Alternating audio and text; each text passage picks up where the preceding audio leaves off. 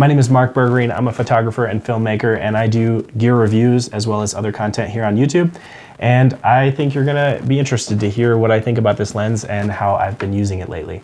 I'm gonna talk through a few topics, including build and ergonomics, focus performance, image quality, some alternatives to this lens, as well as the value I think that it offers. I had this lens a while back and I just recently repurchased it. So I thought you might be interested to hear why I think this lens is so awesome.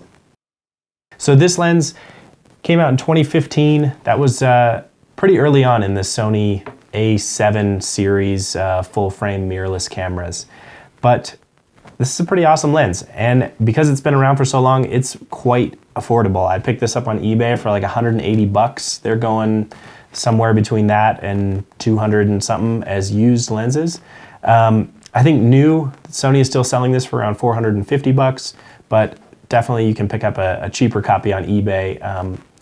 And this lens has a lot of cool qualities, so let's talk about it. First up, the biggest thing that this lens offers is the fact that it is only 200 grams. So it's roughly the weight of an iPhone, or about a third of the weight of the new Sony A7IV. So it's super compact, super lightweight, which is the main advantage that it offers. In terms of ergonomics, it's pretty basic. There's nothing to it. There's no features. It doesn't have an AF/MF switch, the focus switch on off. It doesn't have a focus hold button. It doesn't have aperture ring. This is as bare bones as it gets in terms of a lens. It just literally has the focus ring, and I don't even use that because I almost exclusively use autofocus. But because it lacks all those features, it's super light, so it balances really well on the Sony A7IV. And it really fits in my backpack. It tucks into a pocket. Because it's so short, it really doesn't make the camera feel as bulky and heavy as some of the other lenses I own.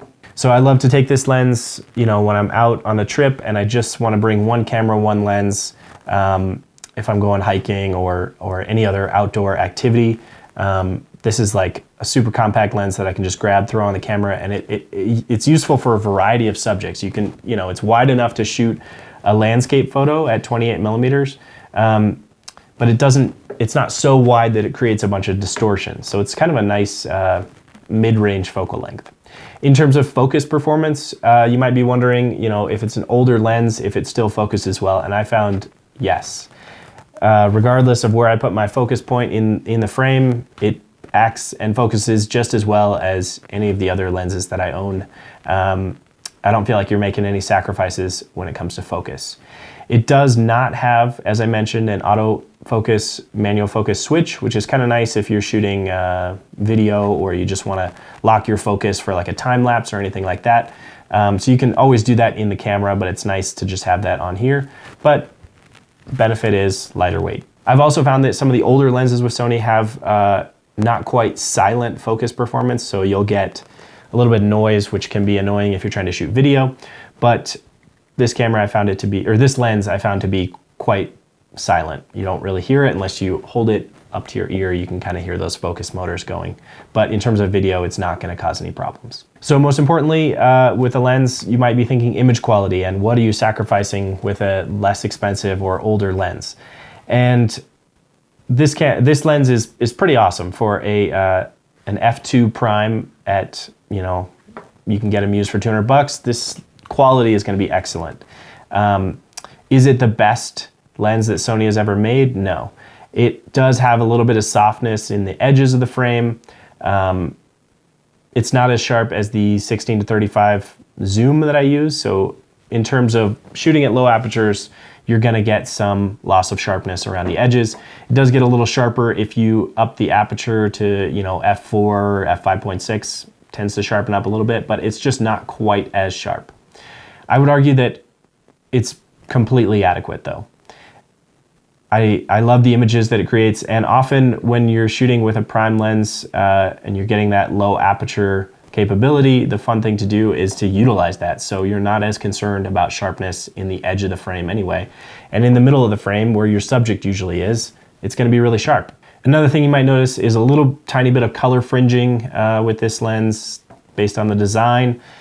it's not really that much of an issue, and it's only going to show up in certain situations, so I wouldn't really consider that much of a problem. In terms of distortion, it's easily corrected in Lightroom, so that's not really a problem either. Some people complain about those things, but for me, those are relatively low on the list in terms of practical concerns with buying a lens. So let's talk alternatives.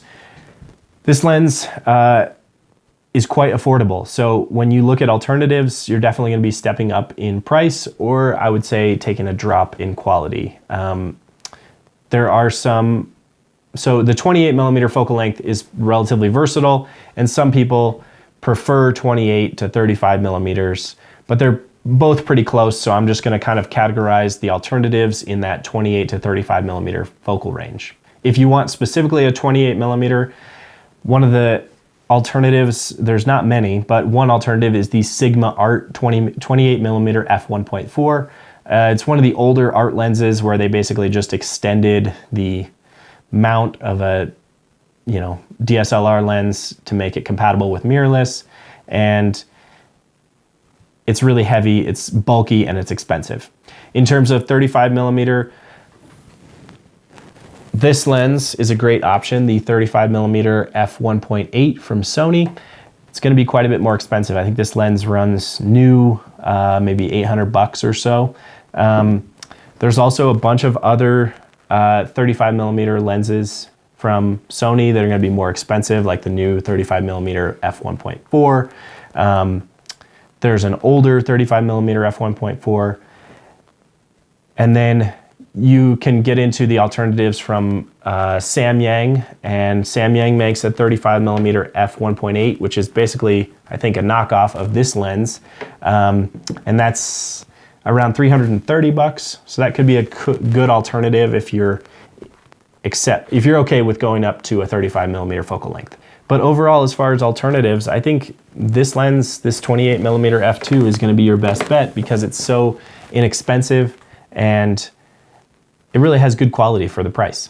In terms of value, I think I've kind of illustrated that throughout this video, but I think this lens is an awesome value, especially if you pick it up used, because it's versatile, it's sharp, and it covers that kind of like mid-range focal length that I think is really fun if you're gonna have just one camera and one lens to carry with you. So to kind of wrap things up, if you hadn't noticed already, I'm a big fan of this lens. I think it's one of the best value full-frame lenses for the Sony native Sony E-mount system. It's an all-around great lens, and I think I have traditionally appreciated the 35mm format, and I like the slightly wider 28mm format, especially if I'm photographing things that are outside. If I'm photographing inside, 35mm is a little bit nicer because you can kind of get a tighter frame and not have so many distracting elements.